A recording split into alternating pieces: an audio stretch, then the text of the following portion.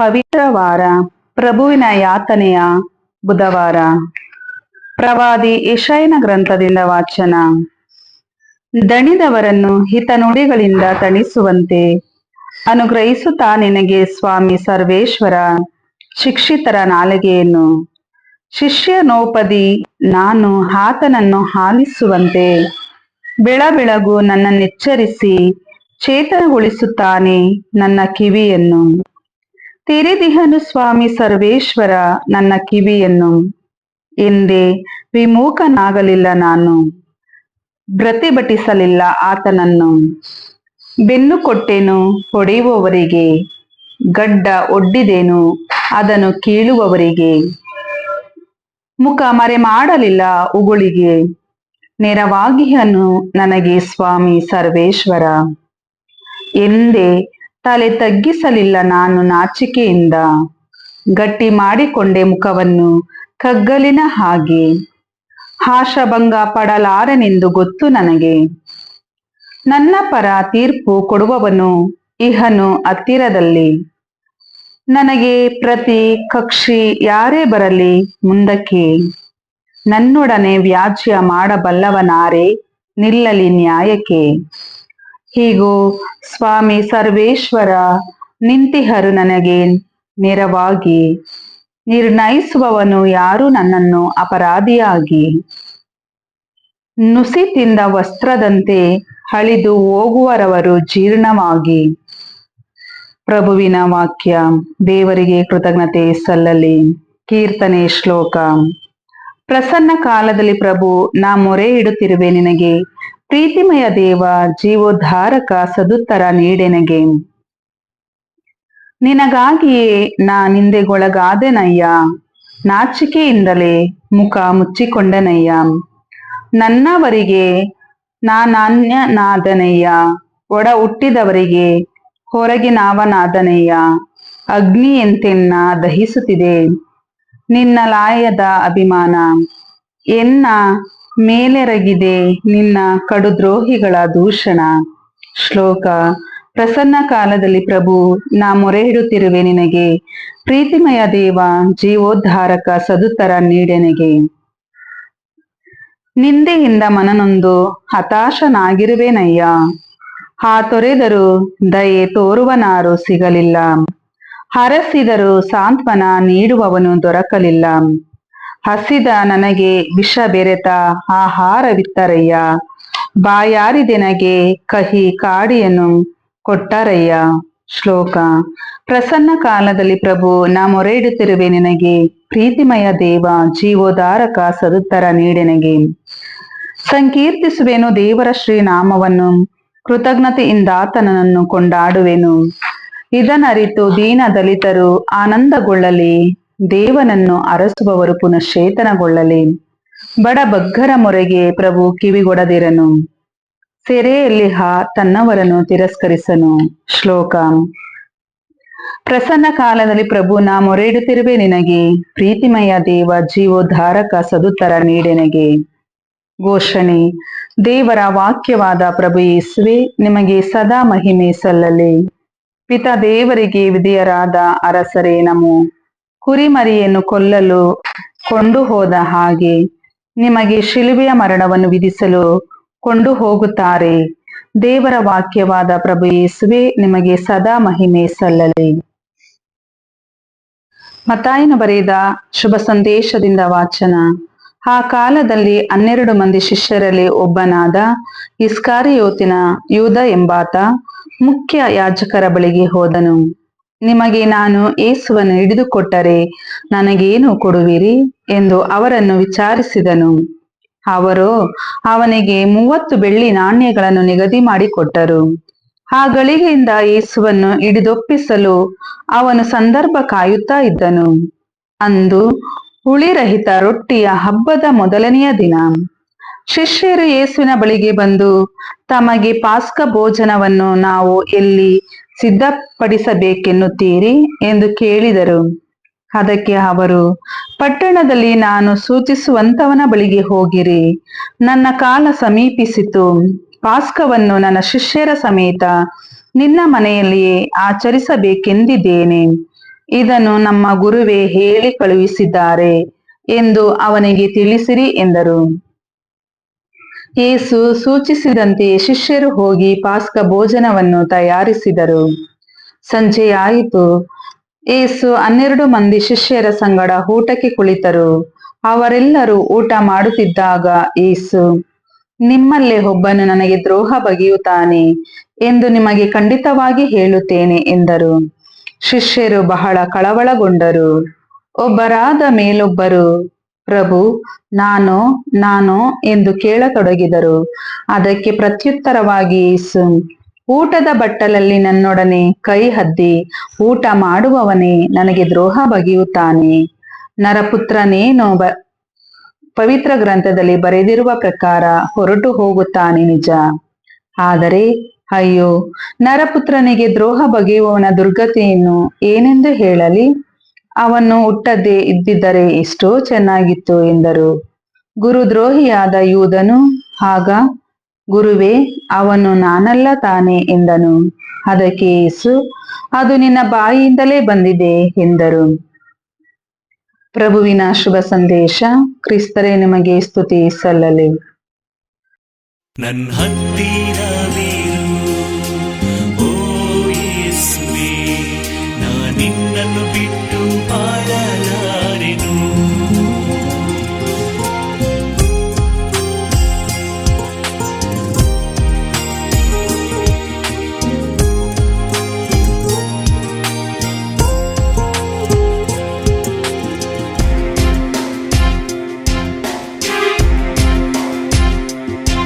ನನ್ನ ಹತ್ತಿರವಿರು ಓ ಯೇಸುವೇ, ನಾನಿನ್ನನ್ನು ಬಿಟ್ಟು ಬಾಳಲಾರೆನು.